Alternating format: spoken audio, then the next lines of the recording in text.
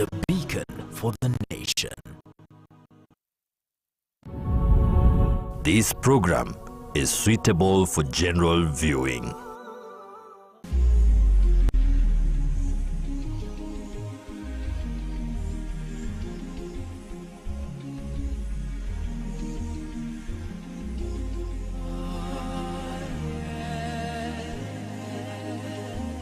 Assalamu alaikum wa rahmatullahi wa barakatuh. Exactly 16 minutes past 8 o'clock. My name is Faisal Qasim and welcome to Live Real Talk. I mean, I missed you guys, man. It's been a minute. I had traveled, but we are back like we never left. And tonight we are starting with yet another important and amazing story. And you guys can recall 2025 June, it really defined the trajectory of this country. Political trajectory, social trajectory, societal trajectory of this country. And one of the things that we really experienced is, or rather, came as a result of the June 25th protest that made history in this country. So young people from different tribes, different religion formations, and different societal standards coming out in what they term as reject finance bill protest, even going into parliament where actually the legislation of the whole finance bill was being discussed and being voted for. At that time, storming in to try and take power and tell people that, hey, we told you to reject finance bill and we actually mean it, reject this thing. The event of June 25th last year then changed the political landscape, societal landscape, social landscape of this country. And one of the results that we've seen is that we've seen a number of people, a number of young men and women actually coming out to join their fellow youngsters within the political space. One of the key factors that we have seen, not just the aspiring, not the Morara Kibasos, not the Kasmols, we've seen the current ODM aspirant for the candidate rather for the Kasipul constituency is a 27-year-old young man. And that is just but the beginning of what we are about to witness. The 2027 election is going to be flooded by a number of young people. Some of them have already come out to actually declare their intentions. Others are still coming out as we speak. And tonight, we are honored to have one such young person who's aspiring to be the woman representative for Kakamega County. Madam Margaret, good evening. Good evening. Sasa. Salama mheshimiwa. Acha tuanze kukuita mwesh. Tuzoee jina mapema. Tuzoee mapema. Karibu sana. Welcome. Asante Thank you so much sana for making time for us this evening. Thank you. Even as we're looking at the future of the next generation leaders, I think it's very important to first take stock of the current political dispensation and the role of youth. Yes. We have a number of youth in the national limelight for as far as politics is concerned. Talk about Edwin Sifuna, talk about Babo Wino, talk about the likes of Kaleba Misi, who are still identifying as youth in the current political dispensation. We have these people right there identifying themselves as youth.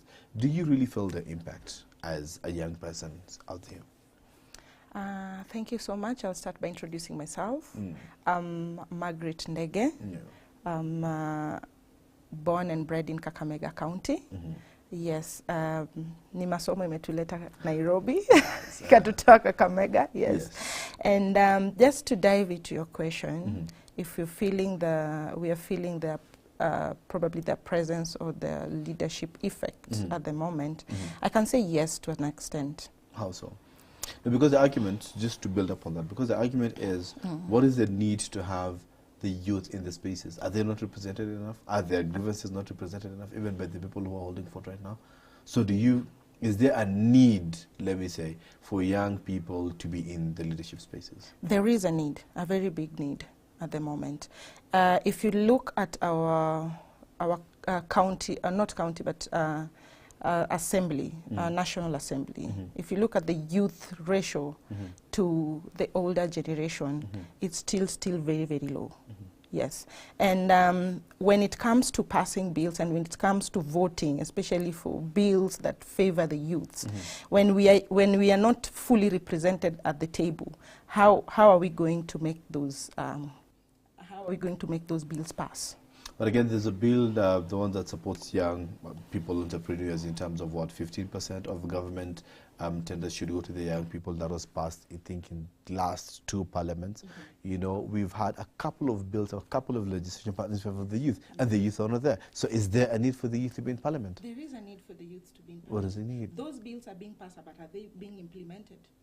Is Parliament the one charged with implementation? Exactly. So we are not even there to be represented, to make sure that the implementation is there. Yes. So we need the youths to be there to make sure that the implementation is there. Because legislation and making those laws is one thing.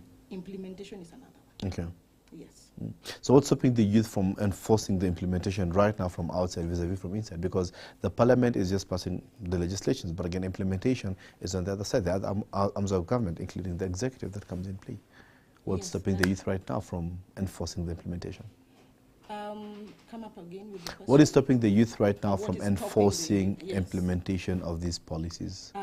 Number one, our voices are not heard. Okay. We are not heard enough.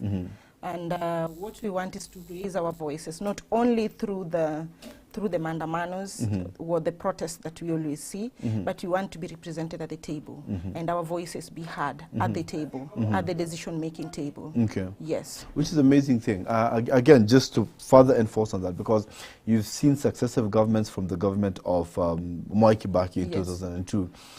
They've all had the youth agenda at heart. I mean, they've all seen the importance of the youth uprising, because I think from the previous president just before that, the late Daniel Toroitich Arap Moi, he experienced some sort of resistance from the then youth at that time. And I think the late president again, the third President Mwai Kibaki, learned from that and said, you know what, so we're going to try and fix things. I'm going to change things. Yes. So then the youth agenda started coming up, even the development of Vision 2030 and coming up with the Silicon Savannah, that is a Kansas City, among its many other projects in favor of the youth. So these successive developments led to the formation of the National Youth Council, domiciled under the executive arm of government. Leave alone now the National Assembly, even the executive, the implementers now of some of these policies.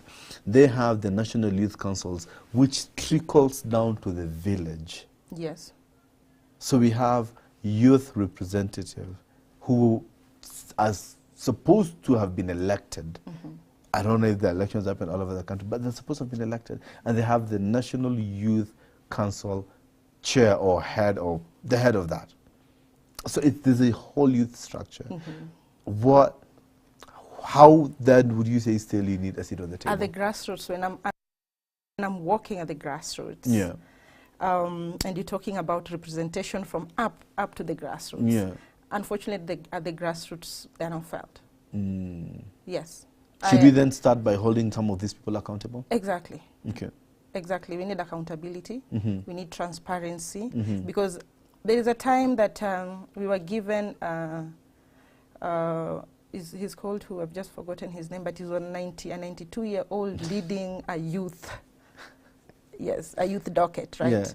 So, and then we want it to work, and we call it a youth-led council. How will it be a youth-led council when the person holding is our grandfather? You get?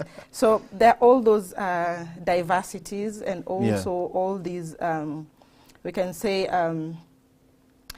inequality, especially, so that's why I'm still calling for representation, our own representation, because when a 50-year-old is there and you're calling it a youth-led a board, it's not. Yes. Okay. Because the youth's language is totally different. Yes. How different is the youth language, please? The youth language, we're speaking about, number one, representation. Number two is employment, unemployment. And when I talk of employment, currently now the world is going to the AI era. The AI, how are we prepared? How are the youths prepared for that? And if we still, those who are holding the offices, the youth-led advisory board are not the youths. They are not prepared for the future. But the youths here are trying as much the way they can by themselves to be at that point. And then those who are leading the advisory boards are not the youths. They're not also prepared. So it's like two blind people walking who wants to cross a road. Help me understand, how will the youth, for example, I'm also a young person. Yes, I'm young at heart and young at age. But in this case, I'd like to understand, how would the youth like to be represented? Because you mentioned misrepresentation, right? Yes. So how would the youth like to be represented? The youths like to be represented by their own. How? So is it about having a young person there, or is it having the youth voice even in absentia? Because, for example, if we say we want youth representation, then to what level? Do we mean then the whole government system to be led by the youth, from the president all the way to the MCA, right? That's one. Or is it about the youth voice that needs to be heard and the youth agenda needs to be addressed? So which is which? Which takes precedence? The youth voice need to be addressed. Because we can say that we want a youth from president to the. Yeah. We also still need these guys to advise us. Okay. We need their wisdom, because we say also wisdom comes with age. So with their age, they have the wisdom. So if they can be there as our advisors and let us lead, I think it will be at the best. So how then, again, just going back to the question that I asked before, yes, this is, how would the youth want to be represented then, so that we don't say we are the young people of this country? How do we like to be represented? We want to be represented in, I would say, in matters affecting us, 100%, yes. Because, for example, you as a man, you might not know the things that are affecting me as a woman, to make sure that you come up with laws that will help protect me and protect my rights as a woman. That's true. Yes. So probably there are things that you passed through when you were young and think they're normal. With us, we don't think it's normal. So you are ignoring them because you think they're normal. You're not enacting any laws to help protect this youth because you think those things are normal. Yes. So as youths, number one, we need to be represented there physically also. Because when these laws are being passed, sometimes what we call, how do we call it? When they come and ask us to participate, it's, participation, public participation. Sometimes they don't happen. Look at what happened during the impeachment of Rigathi Gachagua. That for me, that I can't call public participation, because it was full of noise and full of chaos and all that. So I can't call that public participation. But who was there? Was it the young men, or was it the young people, or the old people, or it was a mix? It was a mix. Yes. So sometimes, young people are there as well. Yes. So sometimes when these matters are brought forward for public participation, it's never really a public participation, but it's a form of, I can say, just a formality. Yes. And rubber stamping the whole thing. Exactly. Okay. So yeah, so that, yes, the youths, we can be there during the public participation, but already the decision has been made somewhere on what should be done. So it's just for us to go there and write our names and ID and sign, but already a decision has been made. Interesting. So how different then with youth, will the youth leadership change this? Because I'm asking this from a very innocent and yes, a position full of assumptions, because I do not have the data. But from interactions and observations, all these people, all these leaders that you're seeing, they have youth in their office. They have young people in their office working for them. Right? So how then do we say that our voices are not being heard, yet these people are interacting with young people on a daily, whether they're private officers or they're public officers, all of them. from the president to the MC, and the last MC you can think about in this country, they all have young people in the offices, all of them. So how different will the youth leadership be then? What positions are these youths holding? From PAs to are they decision digital makers? media to... Are they decision makers? The position they're holding, can they make a decision, really a decision? For the office or for the person? For the country. Not really. Because decisions mostly are made at the National Assembly. Yes. Yes, the president might have a PA who's young, but can that PA tell him something, anything? Can that PA or that content creator manipulate the system? The system is, the way the system is set, for me, in my opinion, I don't think favors the youth. Yes. So then the youth is not about leadership, but it's about changing the whole system. Yes, it's about leadership and system.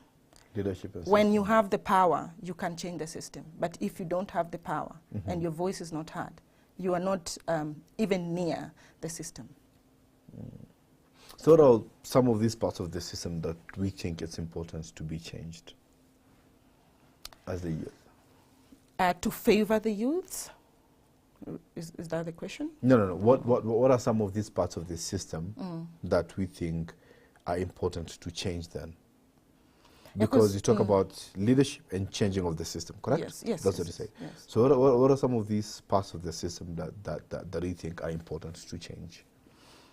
I think it's just, I can say basically the whole system needs to be changed. Because this system was set during those colonial era. And it's taking years and years and decades to kind of change it to a little by little. It started with Kibaki. At least he came up with the 2030 vision, and a system was set. They started trying to change the system. For me, I feel like, unfortunately, we are going back to the system. Someone would argue that, I mean, we have a 2010 constitution, have a new constitution, very progressive, that should be favoring the youth. Someone would argue. Yeah, so we have a 2010. We have a 2010 constitution. At the same time, we still have the old era still running.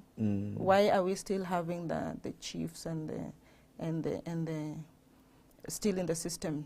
If we're having an MCA, we are running two systems at the same time. Okay, but I think that was what the Constitution Implementation Commission that suggested that. Yes. Yeah.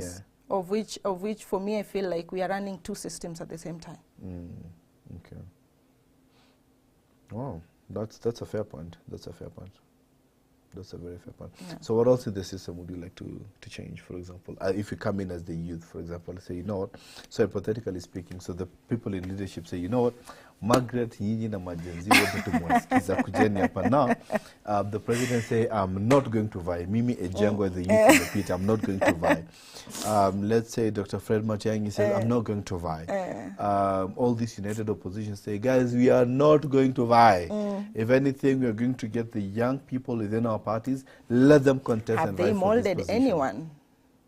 Have they molded anyone to take up the position of presidency?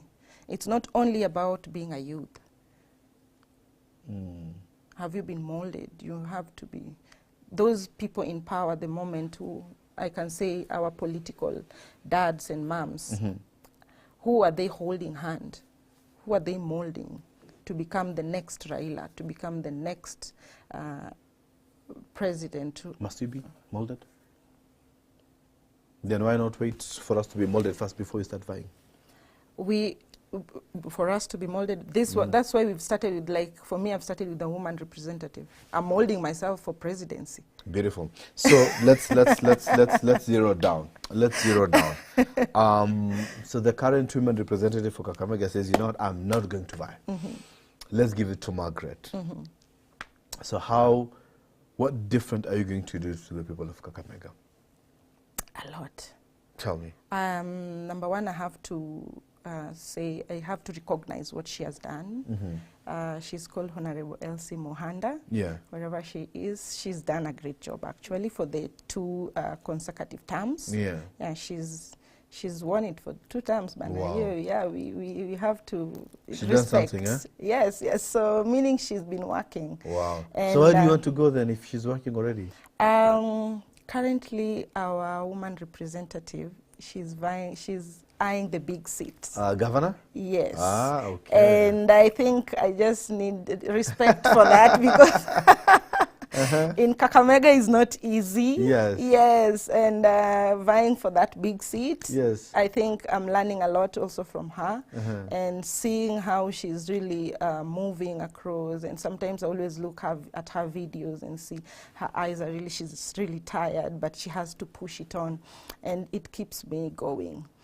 Yeah, so we still have a lot. Yes, she has done whatever she could do. 10 years is not, 10 years is a lot, yes. She's done a tremendous job. Yeah. But I still feel like there is more that can be done. Okay. And those little gaps, those are the gaps that I want at least to fill. Number 1 is in, I can say, availability and full representation. There are those who feel like their voices have never been heard, especially wale wa mashinani. Yeah. And how am I going to make myself available for them to hear them? Because as a woman representative, you are actually representing the whole community. Okay. From children, women, PWDs, and all. That's a full community. Yeah. And her office currently is in Kakamega. That's where woman representative seat office is. We have, Kakamega is vast, as you've said. We have 12 sub-counties. Wow. Yes. And Kakamega also, most of the people in the villages are poor. So getting fare from where they are to Kakamega town, it's hectic also to them. Okay. And after just checking that, and analyzing, we decided with my team that we will have many offices of women representative offices in each and every sub-county. And that when we sold that idea to the people, and they're like, yes, at least so that even as women, when we're applying for the grants and the loans, we can easily come to the office and be explained as to why we didn't get the loans. Because people need feedback. We are all humans and we need feedback. So it will be easy for them to get feedback. It will also be easy for my people to talk, to educate them and tell them, okay, we have here, the loans and grants are open now. You can now apply. And also even train them on how to apply and what documents are needed. Beautiful. I want you to hold on that thought because we are due for our first break right here. We need to pay our bills. Wanted to leave bills there too, and that's how you do for our first break right here in Live Real Talk. Please just keep it there. We are talking about the next generation of leaders. Of course, we started from the current political dispensation, what you're having right now, and what exactly we should expect or what we are looking at into the near future. So please keep it there, keep it on HorizonTV. We're going to be back in a moment.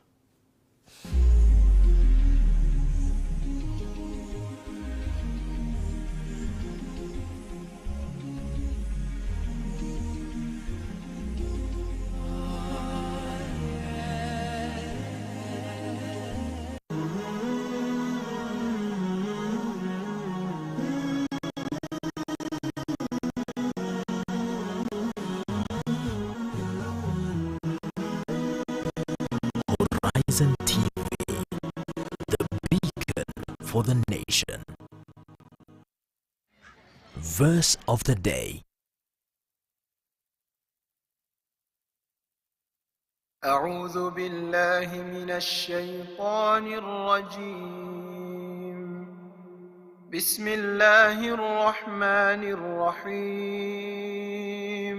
وعباد الرحمن الذين يمشون على الأرض هونا وإذا خاطبهم الجاهلون قالوا سلاما والذين يبيتون لربهم سجدا وقياما والذين يقولون ربنا اصرف عنا عذاب جهنم إن عذابها كان غراما إنها ساءت مستقرا ومقاما.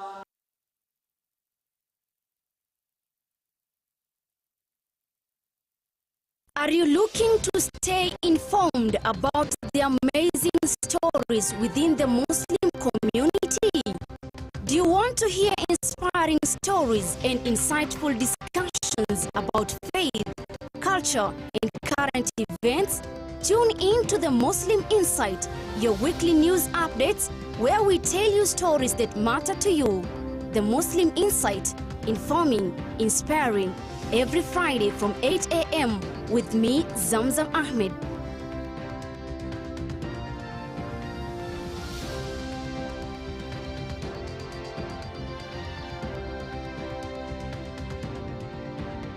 أعوذ بالله من الشيطان الرجيم. يا أيها الذين آمنوا إذا نودي للصلاة من يوم الجمعة فاسعوا إلى ذكر الله وذروا البيع ذلكم خير لكم إن كنتم تعلمون. Enyi mlioamini, munapoitwa kuhudhuria swala ya Ijumaa, fanyeni haraka kuikimbilia, muache biashara zenu, hilo ni bora ikiwa mwelewa. Isikilizeni kwa umakinifu khutba ya Ijumaa ili uzidi kujenga imani yako na kupata faida nyingi ya siku hii. Coming to you every Friday from Jamia Mosque, Nairobi. Live on HorizonTV.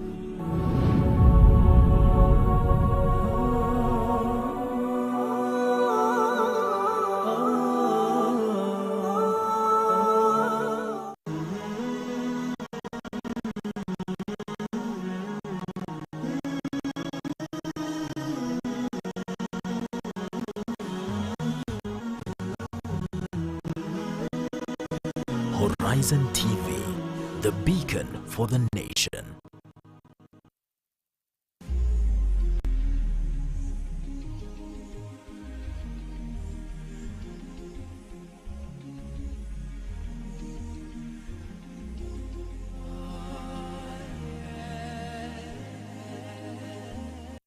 Assalamu alaikum warahmatullahi wabarakatuh. Welcome back and thank you so much for keeping it live. Real Talk. Mheshimiwa is telling me tuko na watu kutoka Mumia, they're already calling. How do you say hi? Unatuambia aje salamu? Mribalamu. Mribalamu. Hiyo ashasema. Abandu ba Mumias. Mshiri moyo. Mshiri moyo. Hiyo tunataka sasa kiongea.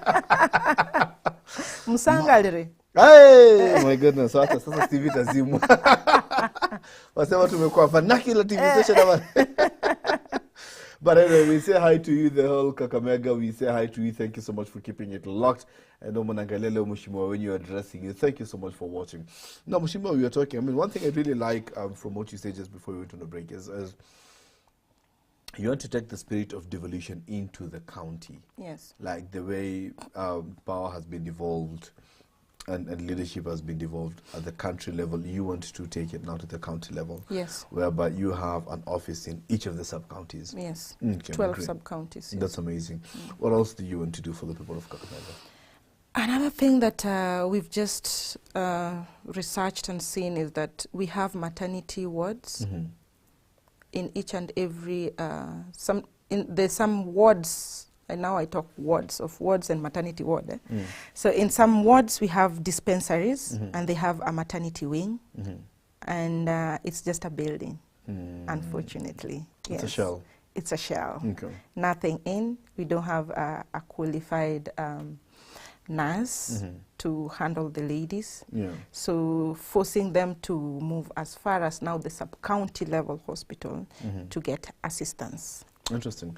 Now, the reason also I'm asking you all these questions about your agenda and what exactly is not for campaign purposes, but just to understand what youth leadership is all about, right? Yes. And what guarantee do the country have, or can the country get, about youth leadership, that every youth aspirant is progressive and in the right state of mind?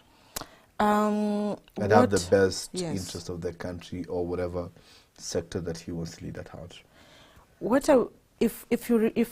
recall what happened last year, 2024 June, the Gen Zs, we came out, and what were we asking for was transparency. We want accountability, and it's accountability, transparency, and integrity in our leadership. And that's what I believe each and every youth leader who's coming up is looking up to. That's what you believe? That's what I believe, because that is what I am. Yeah. But we've had youth leadership before in different capacities, not necessarily political leadership. Yes. And do they all succeed? Again, I'll just go back to the system. Is it favoring them? Because number one, at least our president has tried also changing things like procurement, purchases being now done online, and so many other things being digitized. But that time when you're talking about there have been youth leadership before, was it favoring the youths?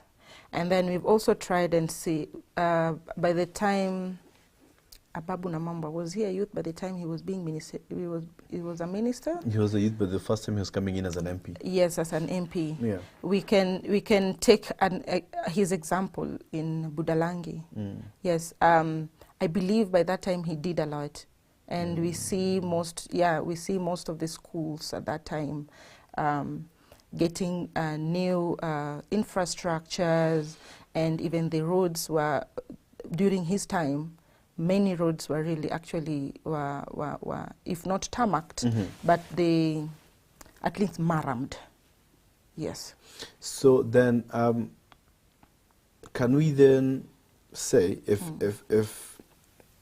the system is the one that's a problem, then can we also extend grace to the leaders who are not young, and we say then the system is not good, that's why they're not performing? They're propagating it for their own benefit. And they want it to continue like that, so that someone somewhere is benefiting. Yes. But for the youth leadership, what I believe in, if they come in with some creativity in it. Yes, we have the shell maternity, but what can we do about it? Can we just let it lie like that? No. It's a one maternity ward per ward. Okay. Yes. So get, even if it's a one nurse, just one nurse will help those two women, even if there will be just 2 beds. Yes. Interesting. So what we are dealing here with is let's say we're expecting, we believe, we don't have an assurance or guarantee. Is that the case? We believe like youth leaders will bring the change. Yes, we believe. We're not just expecting, but I believe, I strongly believe. The reason I'm asking that is because we have seen people complaining that the youth are being misused, especially when it comes to politics. Yes. The people who cause chaos during campaign rallies or any political formations are the youth. True. The people who sometimes cause insecurity are the youth. The people who sometimes are not performing. We've seen the employers' federation, some employers coming out and say, I mean, this new generation of workers are just a mess, a menace to deal with. So there's also the other side of the coin. So then, is the country as is ready for youth leadership at this point? Who is paying the youth to cause the chaos? Yeah. Why would the youth accept to be paid? The youths are unemployed, and each and everyone is looking for something at the end of the day. Look, there is this incident that just happened in Kakamega, one week ago, and Honorable Elsie was campaigning, and then and not only Elsie, even Anatembea was also walking around, and then there are those youths, rowdy youths, who just wanted to storm and cause chaos and violence. Do you know who? We didn't even wait for the police. The youths didn't even wait for the police. Themselves went and hold these youths accountable. So fellow youth went out. A fellow youth, yes. And when they were captured, what did they say? I was paid by so-and-so. Who is so-and-so? He's not a youth. And they thrive in the chaos. But you can be paid and still decide to hold peace. You don't think so? There is manipulation, which also is in it. And they don't pay you full amount, fortunately or unfortunately. So that after you're paid after job. Baada ya kibarua. At the end of the day, what I'm trying to drive at is it's a choice. Yeah, it is a choice. But at the same time, we still have a lot to educate our boys and girls, because information and knowledge is power. We need to do a lot of civic education and see how we can combat this issue of handouts. Yeah, because you find that we are here as a nation because of the handouts thing. And for me, I feel like the system is crippling the youths to get unemployed, be desperate, so that they can be easily manipulated and be used. Wow. Yes. The system. Beautiful. The system. Beautiful how we can just summarize it as the system. So if we decide to unpack the system, what are we left with? If you say, let's unpack this system. We can't unpack it, Why unfortunately. Can't we unpack it? We cannot unpack it. Because we keep on blaming the system. It will take time to change it. We can only change it, but we cannot unpack it. We cannot drain the swamp just like that. Okay. Yeah. Wow. Beautiful. Well, thank you so much, Honorable Margaret. So maybe your parting shot to the people, the young people who also are interested in vying for these positions. What would be your word to them? My parting shot. Number one, I'll start by advising my fellow youths to go and take their voters card. When they mujiandikishe mkuwe wapiga kura, because we cannot change when ourselves we are not ready to change. Because most of the time you hear we make a lot of noise in the social media platforms and all that. But ikifika the day that now we're supposed to do this, now we're supposed to choose who want to represent us, we are not there. To all youths and ladies, especially the ladies who want to get into this political arena, it's a matter of faith. It's a matter of courage. Yeah. It's a matter of believing in yourself and a matter of choosing the right friends who can propel you to the greater heights and the vision that you want to get. So there's nothing limiting. I don't believe there is anything that limits because as a youth, yes, we are limited financially because we've not yet started getting our pension to go and vie with. But I believe we are limitless. Even the sky is not the limit, provided you push yourself and you have the grit and you have the passion to lead and to provide the change that is needed. So let's come out as young leaders, as the youths, to create the change that we want. What about now, your message now to those who are not youth? In terms of age, because everybody is youth at heart. So in terms of age, what's your message to the rest of the country about youth leadership? About youth leadership, I would advise our older brothers and sisters and mothers and fathers to kindly hold our hands. We really need advice. As much as we have the energy, we might run so fast, but leave some other things behind that are very important. as much as, yes, we want to run very fast, we have the energy to move, we also seek your guidance. Okay. We seek you, we seek your wisdom into this.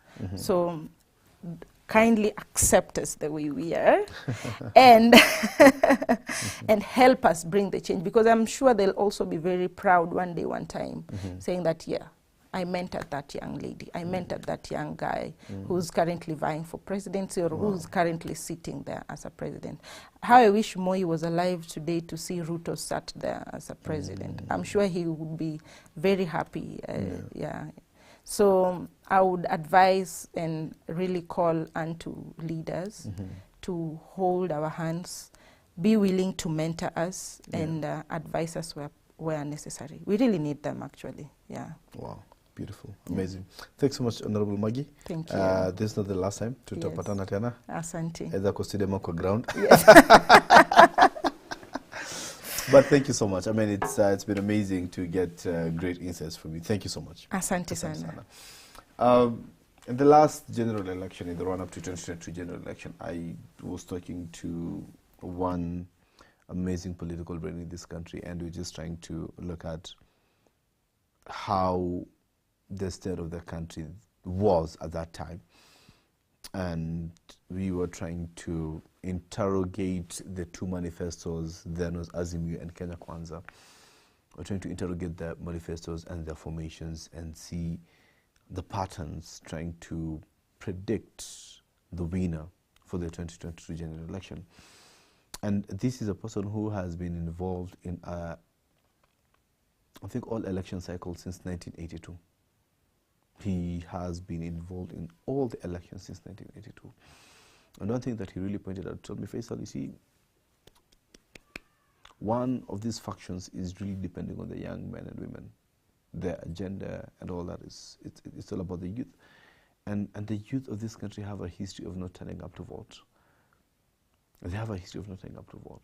So it is one thing to campaign to them, to reach out to them, but them turning out to vote is a totally different agenda. So the narrative out here in the political circles of the political class is that the youth do not vote. And of course that has been proven evident by the recent mass voter registration. The turnout has not been what was expected. You know, when the whole Gen Z movement started, like, yeah, we want. And then we want IBC, and then IBC is there. We want to register, we want to recall. And then it's time to register. So how many people in your constituency have turned up to register as voters? All these people that are on the streets and making this. How many people have turned up to register? Shout out to all those influencers who are using their spaces to push the youth to go out there and take part of their democratic right. Be the change you want to see. The change you're shouting, the change you're talking about on social media, the change you're tweeting about, the change you're creating videos about, or people go to extent of insulting others, it will not bring itself.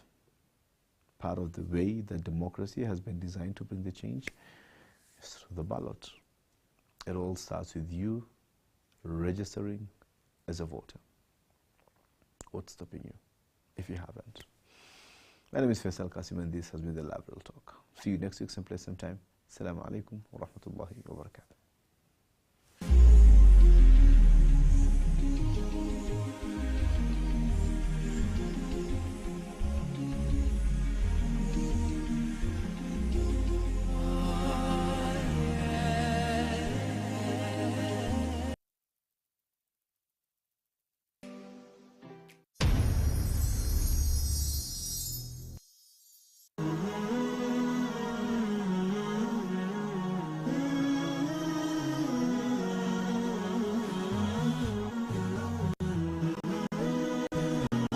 HorizonTV, the beacon for the nation.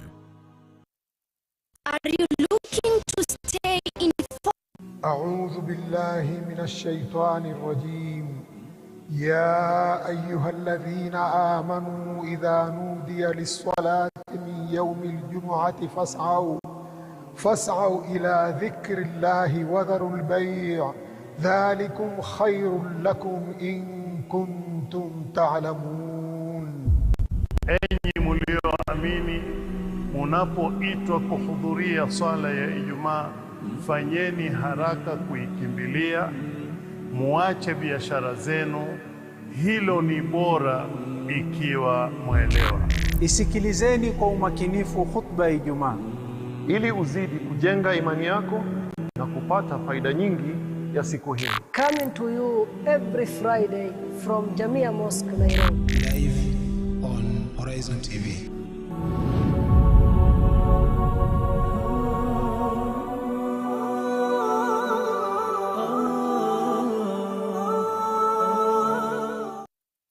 Quote of the day. Imam Malik bin Anas said, I am but a man. I make mistakes sometimes, and I am correct sometimes. So examine my opinions and accept anything that agrees with the book and Sunnah, and leave anything that does not agree with the book